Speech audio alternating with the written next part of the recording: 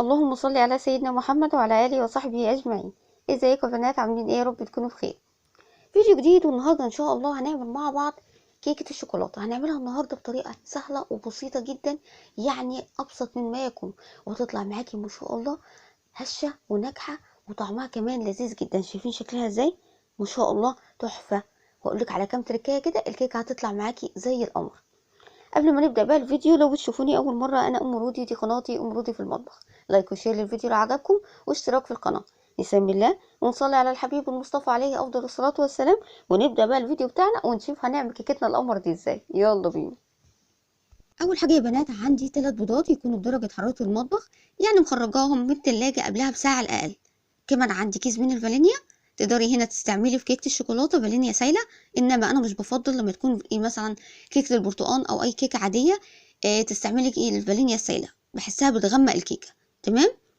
عندي كمان كوبايه من السكر الحبيبات. طبعا يا بنات، لو هنعمل كيكه عاديه لكيكه الفانيليا طبعا يفضل طبعا السكر يبقى لونه فاتح عشان ما يخليش الكيكه غامقه. هنضرب بقى الكلام ده كله مع بعض لحد ما السكر يدوب تماما والخليط يبقى كريمي كده ولونه فاتح. هنضرب طبعا، يعني بتاخد من حوالي من 8 دقايق ل 10 دقايق. هنضرب ضرب مستمر لحد بقى ما السكر يدوب والخليط يبقى كريمي كده ولونه فاتح. طبعا يا بنات، انجح كيكه ممكن تعمليها كيكه الشوكولاته بجد. يعني لو انت لسه مبتدئه او لسه بتعملي كيك، تجربي كده اول مره كده تجربيها تعملي كيكه الشوكولاته، هتظبط معاكي من اول مره. خلاص كده يا بنات، الخليط بقى كريمي ولونه فاتح جدا زي ما احنا شايفين. طبعا مع الضرب المستمر لمده 10 دقايق السكر اختفى تماما. خلاص بقى كده تمام وزي الفل، مش هضرب تاني. عندي كده كوبايه من الزيت.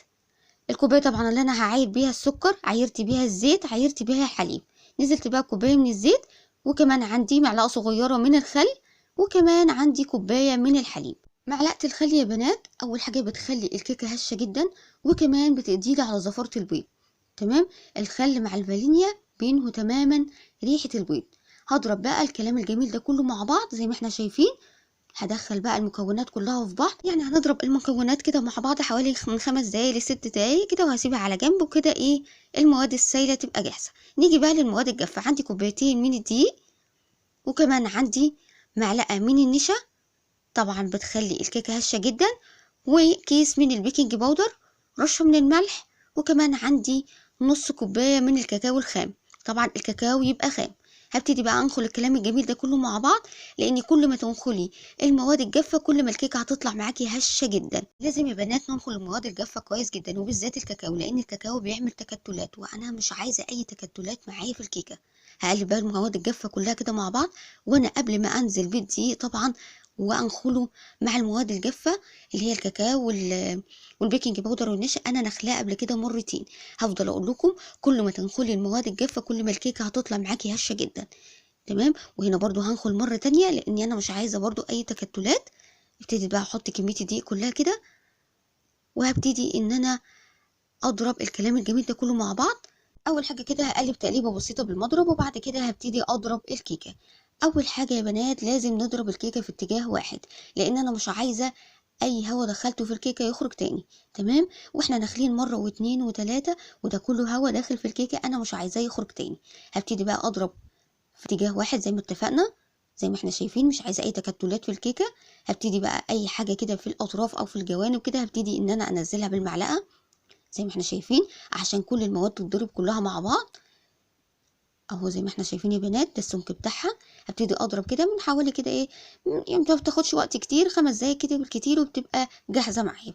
زي ما احنا شايفين اهو، كل ما تضربي اكتر ومكونات تدخل مع بعض كل ما الخليط كمان يبقى لونه فاتح. خلاص كده يا بنات تمام وزي الفل. عندي بقى صينيه اللي انا هسوي فيها الكيكه، دهنها زيت كويس جدا، وعفرتها كده بمعلقه من الكاكاو الخام. شايفين سمك الكيكه ازاي؟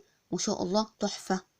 هنزل بقى بكميه الخليط كله كده في الصينيه زي الفل كده. هبتدي بقى اخبط خبطتين كده الصينيه، وهبتدي بقى اهم خطوه هي التسويه.